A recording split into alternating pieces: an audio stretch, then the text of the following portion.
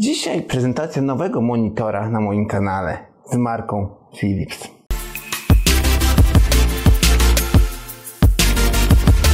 Cześć, dzisiaj Wam zaprezentuję monitor firmy Philips 24.2E1 GAI.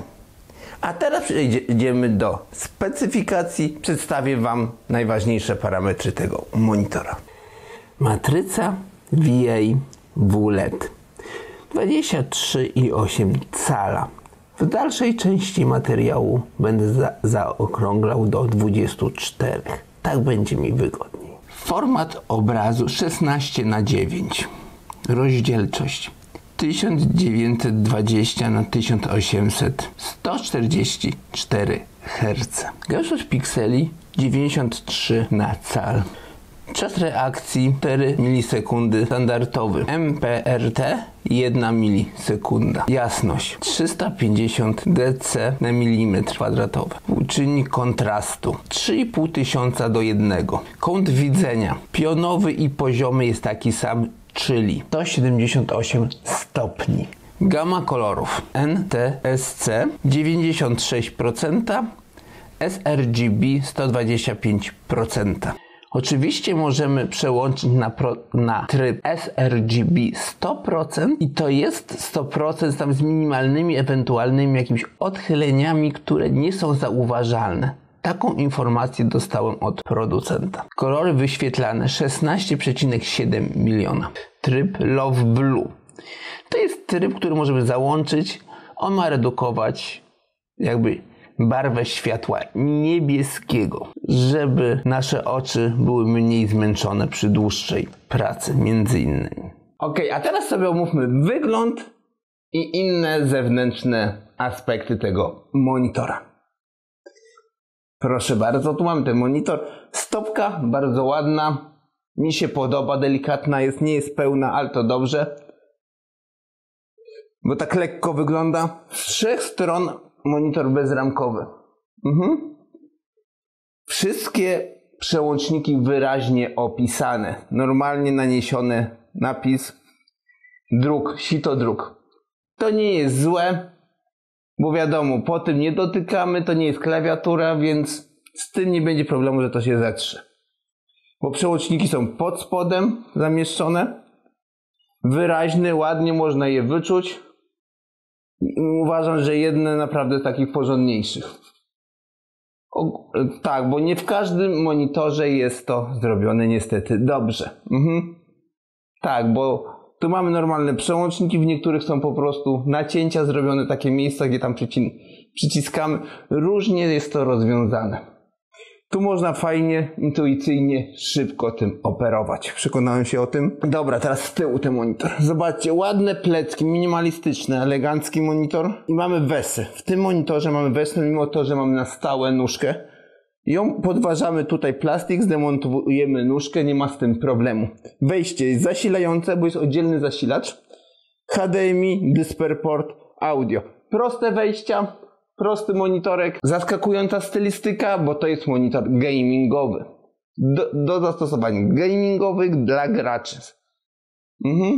I fajnie, że Philips zrobił taki monitor, który nie krzyczy, który nie jest jakiś tam agresywny dla graczy, jak teraz jest moda, tylko elegancki, ładny monitor, który pozornie nie wygląda na monitor gamingowy.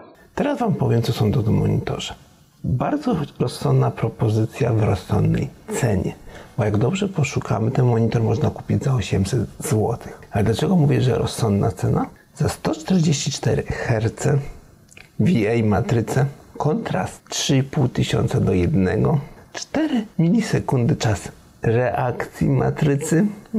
I tu mówię o takim realnym czasie reakcji matrycy. I warto by było jeszcze wspomnieć o tym, że ten monitor ma jeszcze wesę.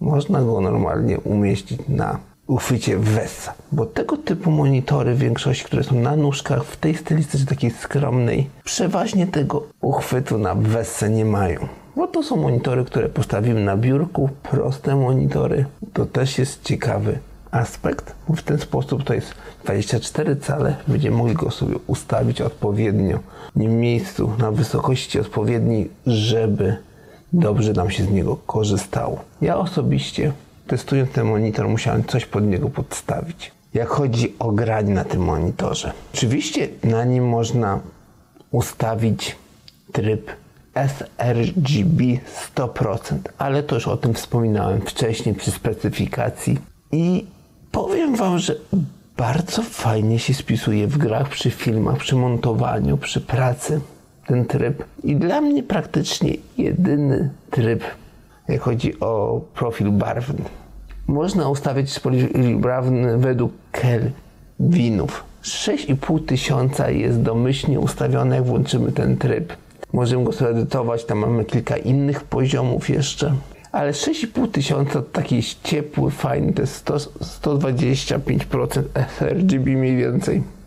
Oczywiście mamy jeszcze trzecią opcję regulacji każdego z osobna koloru, ale tego nie polecam wam robić. To jest opcja wtedy, jak mamy już kalibrator, chcemy dokładnie, porządnie dostosować, tu jest wyższa szkoła jazdy. Dobrze, przejdźmy teraz do grania. Ja osobiście grałem w kilka gier. Strzelanki, strategie jakieś tam pograłem i wyścigówki samochodowe. I nie zauważyłem smużenia, ale są osoby, które tego nie widzą. Ja mogę być jedną z tych osób. Musicie sami zobaczyć, to jest 144 Hz, naprawdę, to już są inne matryce, nowej generacji matryce. Oczywiście to jest płaski monitor, to nie jest zakrzywiony monitor jak większość monitorów VA, ale monitory VA są zakrzywione z pewnego powodu uzasadnionego. Tylko z tym, że przy 24 calach nie trzeba tego robić. No, bo tego nie odczujemy dopiero 27, powyżej jakieś niestandardowe rozdzielczości, bo to jest 16:9, ale jak on by był już 1:9, oj, to już by było trzeba, on już by musiał być troszeczkę zakrzywiony. Tak, a co jak wypowiem się w innym materiale, który przygotowuję już konkretnie taki techniczny a propos właśnie matrycy VA, IPS, innych rzeczy. Tylko o tym teraz tylko nadmieniam, żebyście wiedzieli, że taki materiał w przyszłości powstanie. I myślę, że to już jest sprawa tygodnia. Czy polecam ten monitor? Tak, polecam. Tylko z tym, że musicie się zastanowić, czy takie parametry wam odpowiadają, szczególnie czy wam Full HD odpowiada i wielkość.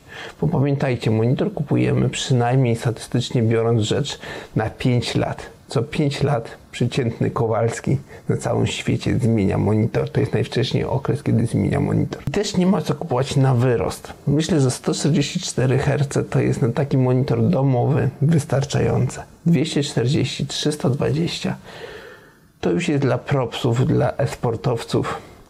I pamiętajcie, też trzeba mieć odpowiedni sprzęt, który wypluje, za przeproszeniem, te klatki, wyrzuci te klatki. I jak kupujecie monitor 144 Hz gracie, sprawdźcie sobie, czy na full ustawienia gra wasza działa, ale czy te 144 klatki są osiągalne. Może trzeba zejść do średnich i wtedy będziecie mieli ten klatkarz i jeszcze lepiej, i w zasadzie lepszą grafikę, lepiej, przyjemniej będzie wam się grało. Ostateczna decyzja, pamiętajcie, zawsze należy do was. Wy musicie podjąć decyzję. Każdy może wam doradzić, pokazać, zaprezentować jakieś monitory, testy, etc., filmy, ale to wy musicie podjąć decyzję, bo wy będziecie z niego korzystać. Zostaw subskrypcję na moim kanale, to jest bardzo proste. Na końcowym ekranie masz specjalną ikonkę do tego i drugą ikonkę do mojego kanału ZZ Live, żeby go też zaobserwować. Zostaw łapy pod filmem i komentarz dla zasięgu. Na razie, cześć, pa!